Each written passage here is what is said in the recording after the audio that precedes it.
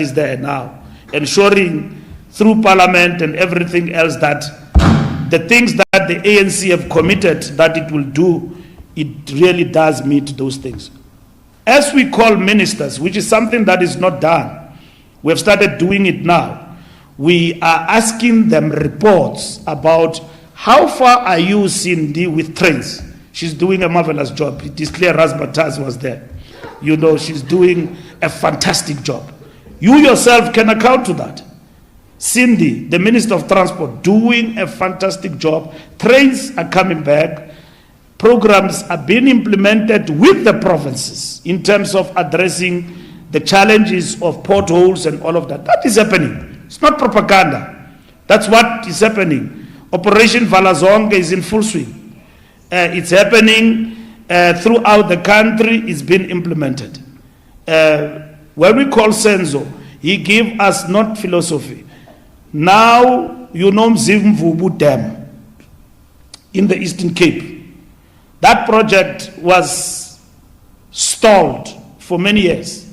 It's now back on track. Money allocated. Mzimvubu Dam is back on track. And that is the work that has actually been done. We speak to our Minister of Police. We say, we want action with regard to Zamazamas. That action must be felt in our communities. Even if it means we must bring soldiers and all of that, these Zamazamas must be dealt with. We encourage. Operation Chanela is in full swing. It's not true that police are doing nothing about the scourge of heist. Police have been in direct danger and confrontation with these criminals who are doing cash heist and so on. And police have emerged and stamped the authority. And that is the sort of authority we are seeing. But fighting crime cannot be the task of the police alone. We have said to our structures, as we talk to our communities, they too must come to the party and work alongside the police. But through our own efforts of mass mobilization, street committees, and all of that. And some of the communities are doing a good job in relation to that. Ministers are being evaluated. Ministers will be evaluated. Ministers, after the list has been finalized, as the ANC win government, when we come back, there will be proper analysis of the performance of people. At the present moment, we are not only putting pressure, we are holding our government accountable in terms of delivery. And that's what we're doing. You look at our agenda, zilch, squabble. We fight about delivery. We fight among ourselves fiercely, robustly about delivery. We tell ministers where to get off. So there was no apology. It's a question of matter being raised and giving an impression that how I wish these people who give you reports in the dark, you can sometimes come to me because I keep the records, you know. They give you reports and all of that about us, but I can tell you from Saturday, jam-packed, all our meetings, you can check them. Our meetings, since we came into office, there's been change, even if I have to say it. It has been about service delivery. That's what we've been fighting about. Even if I have to quarrel with the president as the SG at Luthuli House, I will, around service delivery. That president, here we are not moving, here we are moving, and all of that. And the center must hold in government. We're not micromanaging government. Our agenda has changed. It's about service delivery. We call ministers, no philosophy. 30 municipalities, Tembi, you have identified them. These are the interventions we said you will undertake in these municipalities. Give us the report. How far are you? We don't want to deploy who is where and all of that. How far are you? That is the report we want. And then Lindizulu, social grants. What happened? Glitches. Explain. Post-bank. No. ANC, the issue is resolved. Montliku Mugubele tells us that the matter is resolved. About 500,000 people did not get they were affected by these glitches. And he tells us as the NEC that matter is resolved. We said, you say it's resolved? He said, yes, it's resolved. And we gave you these ministers. As they come to the NEC, we asked them to brief the media. Not propaganda, because when you deal with service delivery, you can't afford to lie. Because if you say trains are running, the people of Naledi are going to say you're lying. You are just sitting there the whole weekend convincing yourself and making you feel good among yourselves. These things are not happening on the ground. As the ANC, as we go around with the report back, I address the people. I say 350, they say, yay, that thing is no longer coming. And then I ask the ministers, what's happening? They explain. Like they have explained this past weekend to us, 350, what is happening? It is still being rolled out, but there were double people who were receiving this thing. You are receiving a grant on the other side, and then on the other side, the terms and conditions of this 350 is that it must go to somebody who doesn't have anything. But if you start having 2,000 every month in your account, then the 350 stops. Because 350 is meant for people who don't have. So once you start having 600 every month, they look at your account, then they stop it. So we then understand the dynamics of how these things happen on the ground. As and when we visit communities, we talk to communities, we engage with communities, we then get what are the defects in terms of service delivery and so on. So you have delivered the roads, but that road you delivered is gone. And then you've got to check on that against the work that is being done on the ground. So ministers are being held accountable. There's nobody who does as they wish. We want the answers. You are asking questions to the ANC. We must provide answers. If there is chaos at Transnet, who must account? The minister is the Minister of Public Enterprise. And public enterprise in the long term, in terms of what the president said, was that is going to diminish. But it must be taken holistically. Remember when the president presented, because we often attend these press conferences and we forget quickly. The president, when he restructured his cabinet, he said that some of the arrangements we've got are temporary. Over time, especially when people were raising the issue about Sputla, he said this thing is going to change. We are going probably to have one big state company. Those things must be discussed and approved by the ANC. The ANC in its conference have pronounced on this issue. It's not like we'll be discussing this restructuring of state assets without resolutions. We've got our resolutions. They are there. And we explained that Sputla's matter is temporary. And the long term where we are going is to align. But at the same time, it's probably time that public enterprise, we no longer need it any longer. And therefore, we are in that period. President explained that when he spoke about Sputla and when he delivered his cabinet in terms of the ministers who came in. TD, with regard to powers of ministers and so on, Sputla's powers is something on the table of the president, and he's dealing with that matter all the time because he's dealing with load shedding. So as the need arises, the president will discuss those issues with them. And it was expressed in the NEC, the issue of Sputla and ESCOM and all of that. Those views did arise, but the president did respond from the side of government that we are considering that and we are moving in that regard. So we have been comforted as the ANC that matters have been handled at that level. Of course, we emphasize with speed. But with speed for us means doing away with load shedding.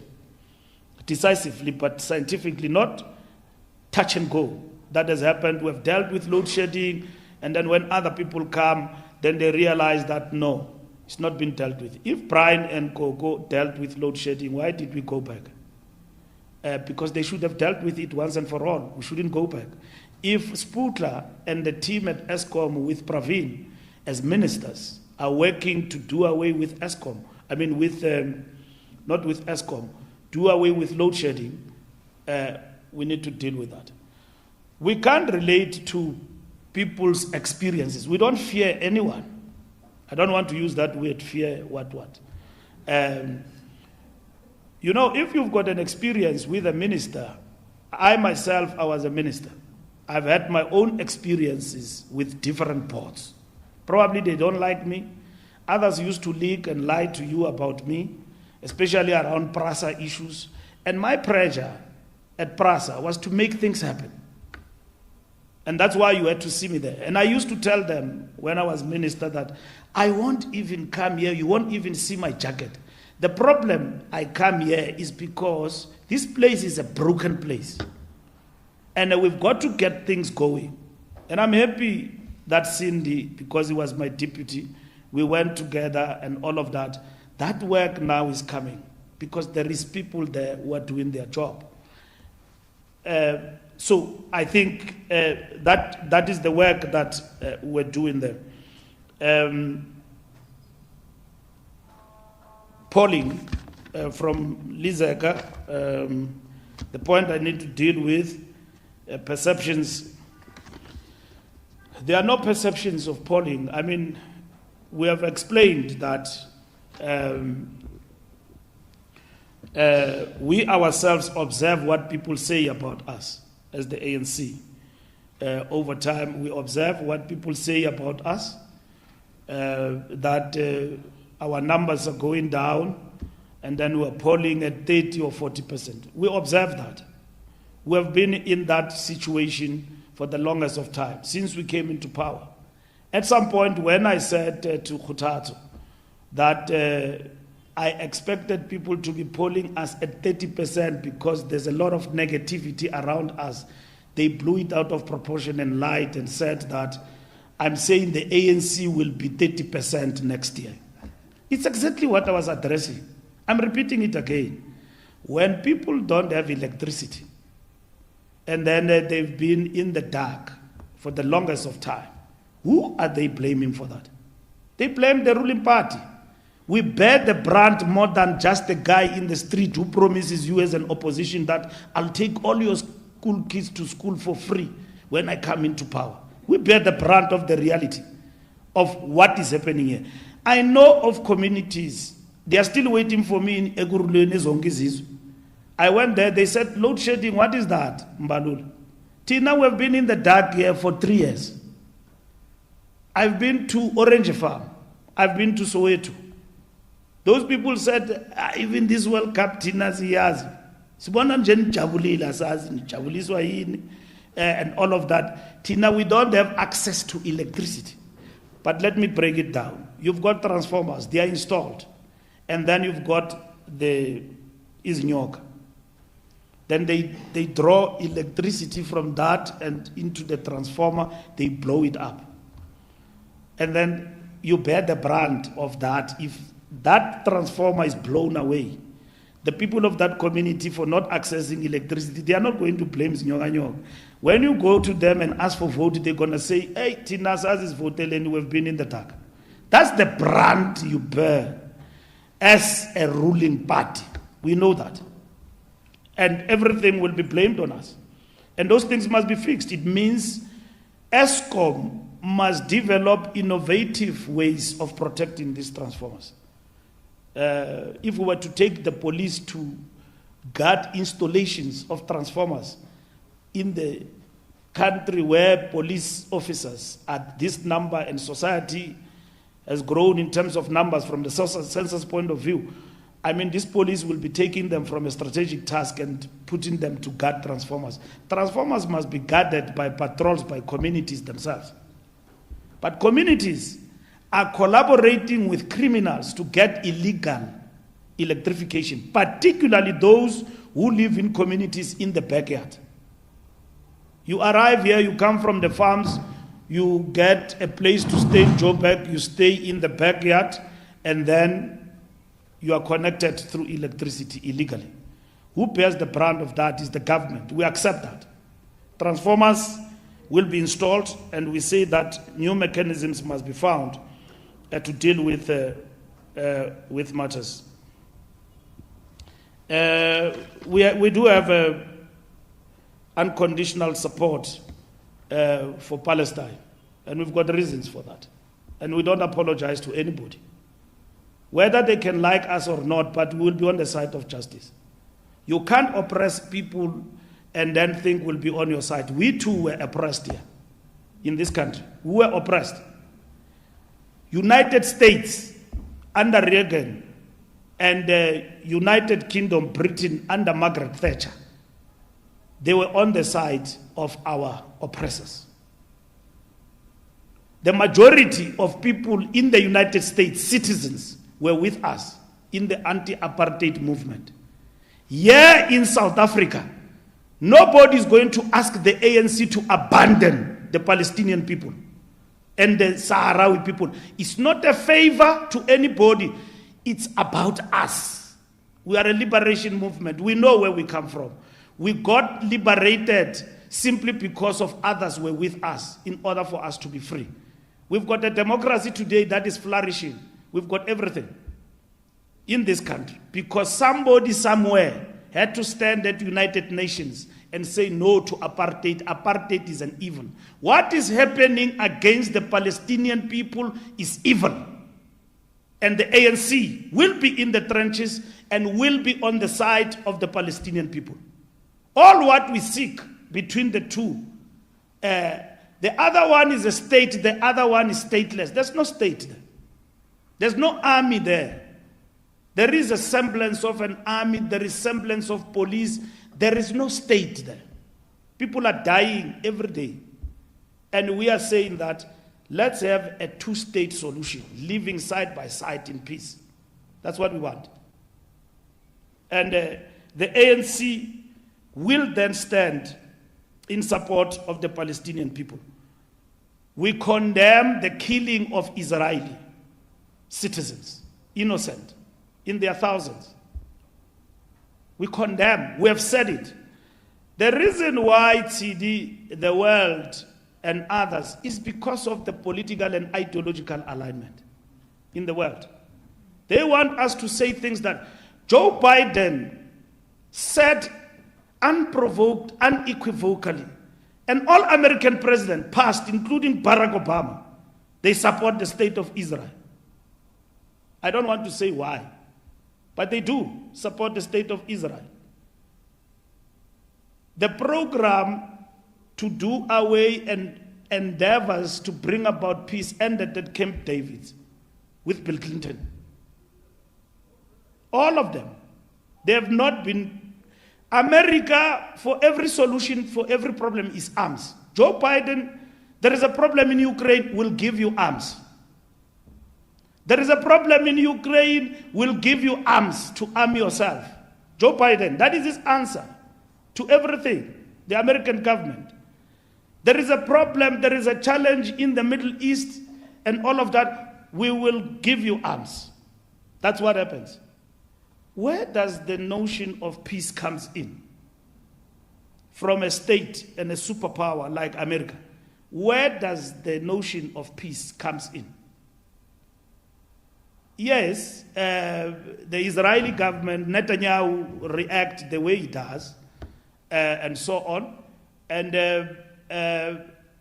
they are now have bombarded a hospital in the what do we do? Our answer can be we'll continue to arm the other group. We must at some point try to negotiate the path of peace in terms of what is happening there. Even here in South Africa, we never thought we'll sit around with apartheid people. We went and we sat down with them at the ultimate, and we had a negotiated peace settlement. The ANC sent us to Gaza. I was there, Nablus, West Bank, in Ramallah. I slept there. I was in Jericho, when we're negotiating peace between the Israelis and the Palestinians, building bridges of dialogue, sharing our own experiences, that you give, you take. You don't go to a negotiated settlement with everything. If you want a negotiated settlement. When President Yasser Arafat died, we were there, talking peace among the Palestinians and the Israelis. And that is what we have been doing. And when developments politically from both sides came in, Likud on the other side and the others, Hamas on the other side, the moment of peace then stalled. Guns opened up. You can never achieve anything with guns. The innocent are victimized and they die. And the world must pause and never abandon the cause of the Palestinian people. We ourselves thought we will get to Pretoria with guns and topple the apartheid regime. We didn't. We fought very hard. We did have guns. But at some point, we got a negotiated political settlement. And that's what we got here in South Africa. And others are criticizing it. They say it was sellout and all of that. But this country could have gone to civil war. It's not. Through a vote, we are getting out of the shackles of some of the elements of a negotiated settlement that were to compromise. But South Africa is a stable democracy today. It is a stable democracy. I don't know why you are interested in deployment of people, David Masondo. It's an alignment. Masondo is capable. David is capable. It's an alignment because the OR Tambo Political School is a project of the ANC. Makura is full-time. Masondo was never full-time. I know you will refer to the seminar that he organized, which seminar was a matter that we handled with him, but eventually it went ahead. Who's the fellow who was running the seminar from Zimbabwe? Ibo Mandaza. He makes all sorts of allegations. I don't want to respond to that because he doesn't understand what he's talking about. I've got respect for him as an intellectual and so on. ANC will never suppress anyone. We did not want that to continue and it becomes his pulpit alone. South Africa, we can't give a platform to dissidents, to criticize other countries and all of that. They've got the right here in this country. But if you want an honest dialogue, you must have a dialogue of minds. If you are a Democrat, he must come there and tell us that we are wrong about Zimbabwe, not to give us a lecture. He must tell us. I'm prepared to have a seminar with him. These things he say about President Mbeki and myself and all of that, he must then call it, Tambo must have that kind of a school. Must not be a propaganda tool for one group here in South Africa that doesn't like Mnangagwa as a president and ZANU-PF. And then they come here, use the platform. The ANC is a democratic organization.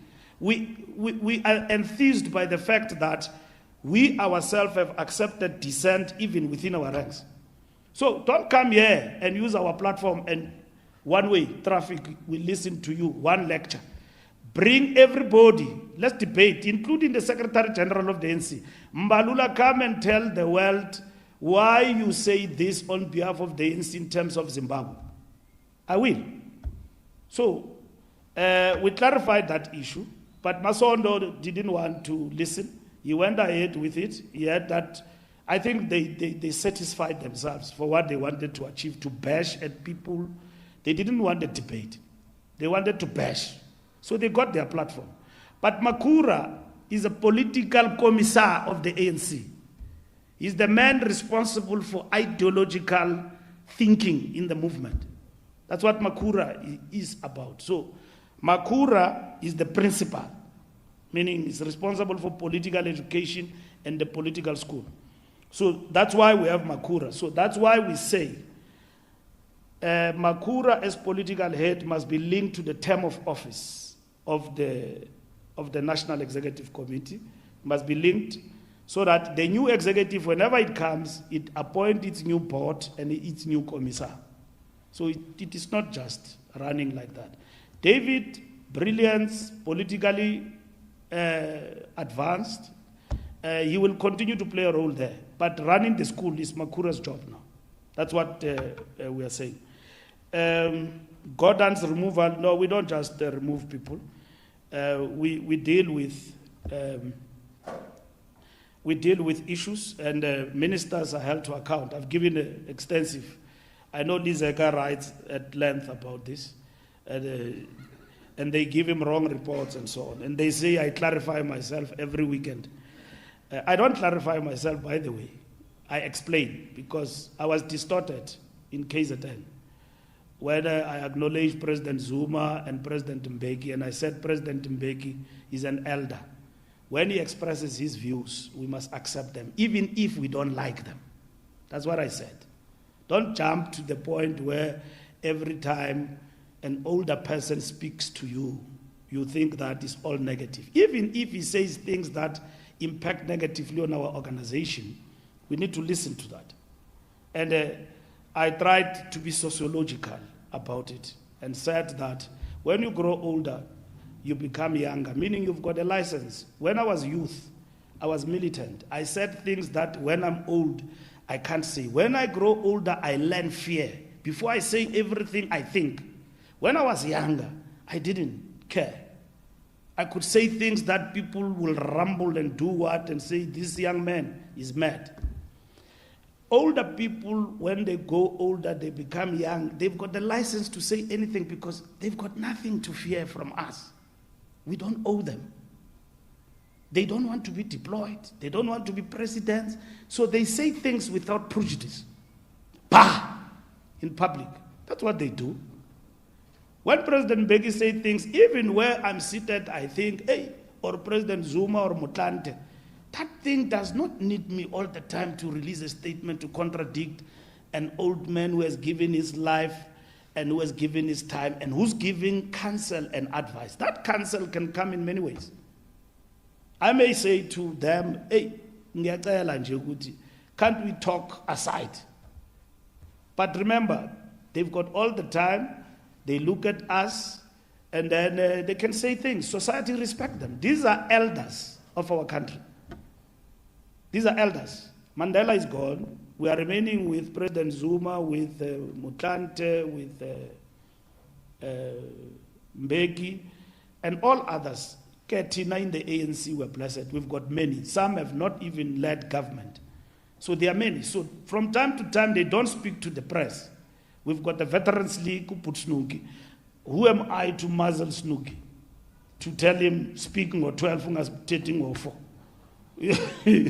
I can't do that. He can speak anytime he wants. He can convene me. I don't need a diary. That's exactly what I was saying when I was talking about. So somebody somewhere who's overzealous, who's trying a political party between himself and his wife, wanted to be relevant. So I won't mention him by name. Then I responded to that and said that, hey, because he said I'm saying older people are senile. We have honor and all of that. I didn't say that. We must respect their views because ANC members have got the tendency that instead of engaging with the view, they attack the person. When President Mbeki raised an issue with the ANC or in public, engage with the issue, not who he is and his past. He will be reminded of HIV and AIDS and all of that and so on. Let's get to the issues. When Zuma speaks as a former president, they will tell him about the era of the state capture. Let's deal with the content. When he speaks, especially in our platforms, let's deal with the content, not rush to say, he doesn't have brains, he doesn't have this and that. As the SG of the ANC, that is what I am conveying to our membership and to society, to respect the elders. That's what I'm talking about. And I had to clarify it because I was being distorted as the mouthpiece of the ANC. So I had to clarify that. And even Praveen, because Praveen didn't feel good, when I said move or be moved. So I didn't say move from cabinet. I was saying move faster, or you will be moved, like we'll push you. You see? Yeah. No, let me explain to you. What we are doing now, what we're doing now, including convening ministers, we are pushing them to deliver on their responsibilities. And that's what we're doing. If they don't move on the things that they've committed themselves that they are doing in government and the ANC is looking at them, then the ANC must answer the question. Why should we keep this person here? Because he's not moving. We were in a meeting last week, he said, no, this barometer of gauging service delivery is not a once-off event. I explained to them in the NEC meeting. And they approved, the NEC approved. It's not a once more event. You are going to be judged on the basis of your work, not that of any other thing. In the last meeting, comrade, you told us the following. Where are we now in relation to that? So that when we speak on behalf of the ANC, we get criticized, we can give answers. That's what we mean. It's not about saying that the people will be moved or somebody is feared. There's nobody who's feared. All what we are emphasizing, and which is what the president has spoken about, is that there must be decorum. I didn't want comrades to leave the NEC meeting with the belief that Mbalula is favoring me against that one. Things are clearer of where we are heading, but it's not an attack and comparison to them. So that is the point, and that we're dealing with at the level of the... Lastly, coalition framework remains. The NEC have mandated us, which I convened this coalition. In the next 2 weeks, we'll convene this coalitions to look at our participation in these coalitions. And the NEC was very clear. We must also look at the collaboration we've got with some of the political parties. I won't mention them by name. We need to look into that. And that's what we'll do in the next 2 weeks when we sit, but in the context of our coalition. So when we get to the special virtual meeting, one of the issues we are expected to give report on will be on this question of coalitions, will be on the Integrity Commission. Integrity Commission, there are new reports that they've processed. We're processing the terms of reference, and then at the same time, Integrity Commission, we're giving all the 91 reports they've given us. We're giving an account. We'll give them an account what happened to those reports. If they've not been attended to, we will refer them back to this new NEC to finalize. So that's the special meeting we're going to convene. So we don't want touch and go on integrity matters. We want a detailed, clearer understanding of what is going to happen. But after that, we are going to, even before the special meeting, to convene a meeting of all provinces. It will also be virtual with Integrity Commission so that they can give a report on how they want to work as integrity without us, so that we deal with matters and comrades understand what is integrity, and then integrity also must be supported by clearer terms of reference of how it works. So it's less than a year and we've covered so much ground. And we're still going faster. I mean, comrades were complaining in this NEC. They say the agenda is heavy. But let me tell you, in that heavy agenda, we presented everything. And more than 80 people, all of them spoke by Monday. We started on Saturday. And in between that, we celebrated the Springboks. And you can imagine in the celebration of the Springboks, it goes up until late. And then you have to wake up in the morning. So we did all. Thank you very much.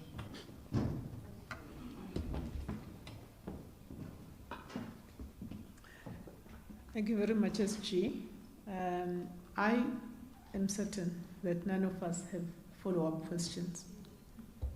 That iteration and reiteration was quite extensive, but I still see a forest of hands.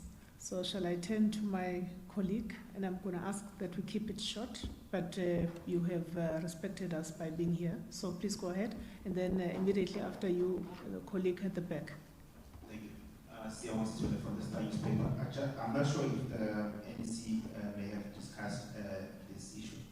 In the last 2 weeks, we've seen reports of children dying as a result of allegedly eating poisonous foods, allegedly from spice shops. I don't know if that issue came up and if it was discussed and what is the way forward, because we are dealing with a bigger issue of food that is unregulated, food that comes and we don't know, and basically these people are closer to our homes and it's a danger. Thank you so much. Morning, Uzinze from Ministry 4.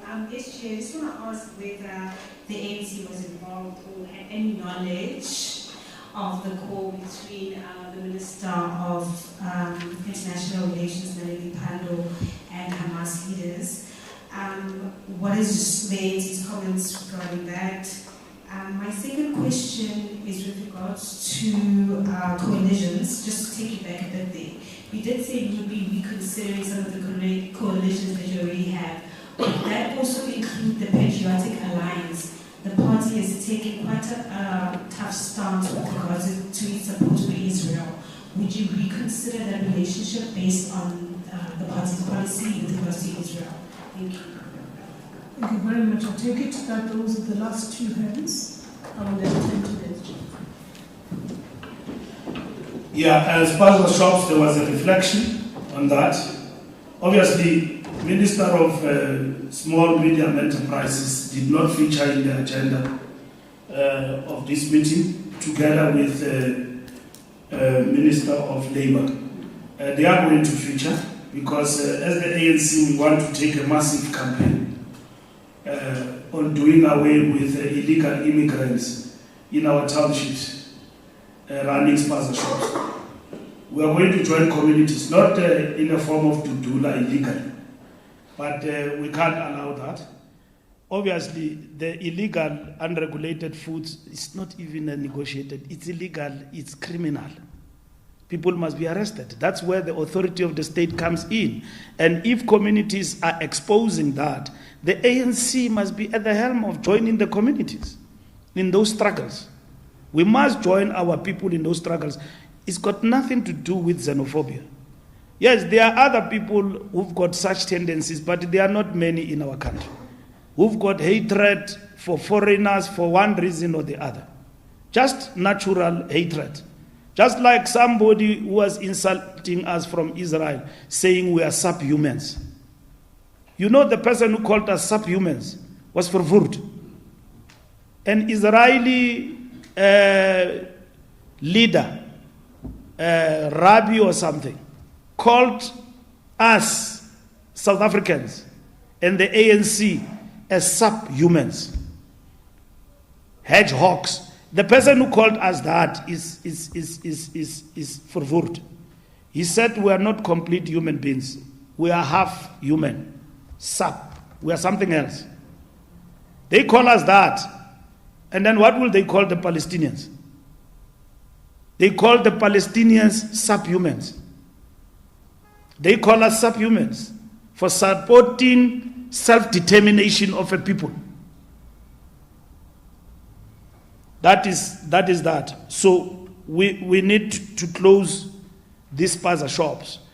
If the state is not leading in legislation, when there is legislation on these matters, I spoke to Stella Ndabeni. She told me that if we don't act, people will take law into their hands. They will. They will close them by force, the spaza shops in the townships. When I go to my township where I grew up, and I go to the big rallies, I talk about spazas. Spaza shops are even in the deep rural, in the Eastern Cape, in Limpopo. You get there, the shop is written, Kwano Amen, and then comes another guy outside from Pakistan. And all of that. He doesn't have papers. You know what has also happened with these spaza shops is that our people, because these people, when they come with cheaper prices and all of that. Our own people have rented these spaza shops to the Pakistanis. That's what has happened in our country. The sad story. Some of the people who are recipients of RDP houses, they've rented those houses to the Nigerians. I was Minister of Police deep in Hope Bay. RDP houses are rented to foreigners, illegal foreigners. So we need to deal with that. So the spaza shop issue did not get a detailed account on it in terms of this meeting, but labor and small businesses have got to respond to this question of spaza shops in our country. There is law that regulates the spaza shops in our townships. Zintle, when you are a minister of DERCO, you speak to everyone. The fact that you catch that and then want to make it a big issue, you are a diplomat. You speak to everyone. I was never a diplomat. I was a president of the International Socialist Youth. I was a member of Socialist International, led by Antonio Guterres, the Secretary General of UN. We went with a delegation from Norway. We met with the Palestinians and the Israelis in Jericho. And on the side of the Palestinians, there was chief negotiator, and we talked also to the Israelis. But that was not a meeting for the public, and we were there to share our own experience of South Africa, how to get to a negotiated political settlement there in the Middle East. This Aziz Pahat, we bid farewell, he did a lot of this work. Even in Iraq, when we got into Iraq, talking to Saddam Hussein and all of that, this is what we do on daily basis. When President Mbeki was president, we went to Iraq. We talked to Saddam Hussein, Tariq Aziz and all of them. Aziz Pahat was there, working with Nkosazana and them. They spoke to these people and said, allow the multilateral approach. And then they said, no, their tombstones will be erected here in Iraq. And then the Americans made up a story and said they are weapons of mass destruction in Iraq, when they lied. South Africa was there. Naledi Pandor did nothing wrong.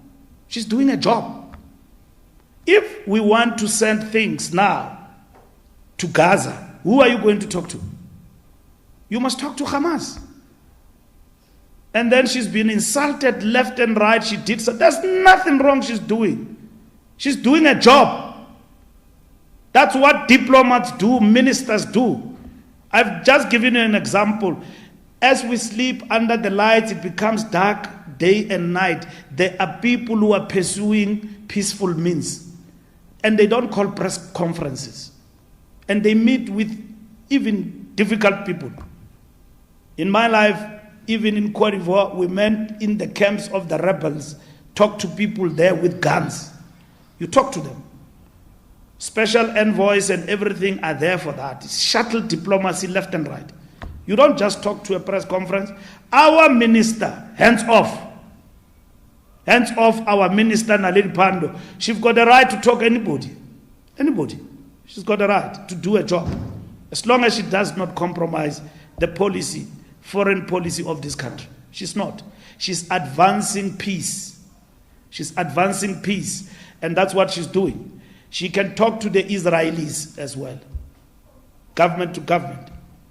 But we are a political party. What the ANC says sometimes is extreme to government. You must understand. Somebody talked about trade relations. Government manages government to government and trade relations. We are a political party.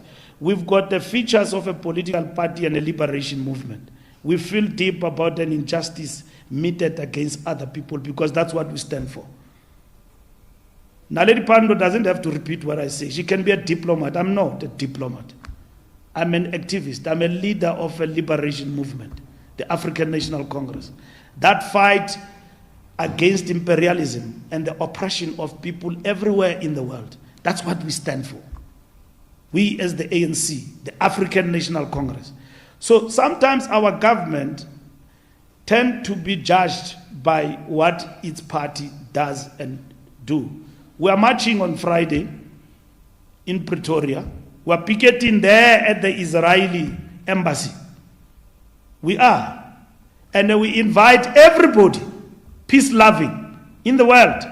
It doesn't matter the political party you belong to. Come, let's march together.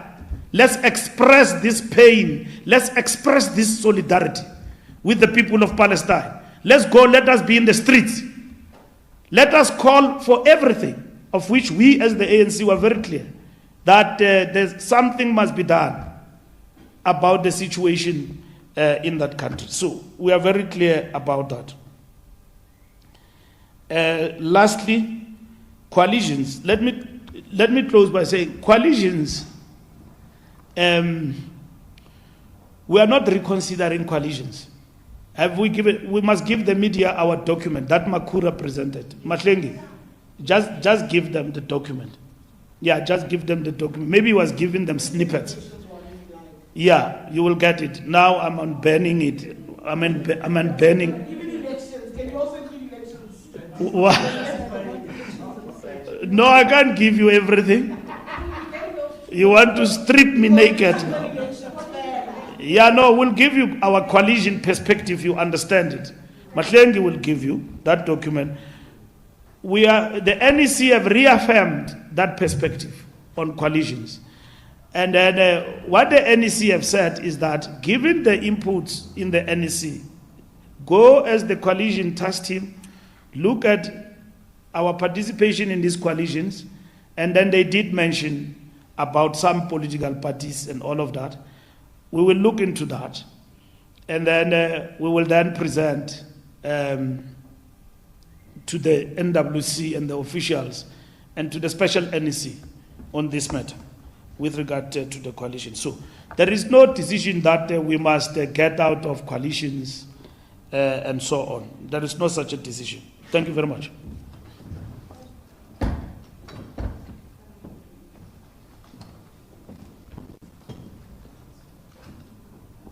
Thank you very much, ladies and gentlemen. I did want, with your permission, SG, just to underscore details of the march to the Israeli embassy on Friday, commencing at 10 o'clock. We will issue a detailed media advisory with all of the details, but it is happening in partnership with a number of allied organizations, faith-based communities, strong members of the Muslim community. And that is just the only detail I wanted to advance here by way of an announcement. But there will be a detailed media advisory in that regard, the one that the SG has spoken about. With that said, this brings us to the end of this presser. Thank you very much.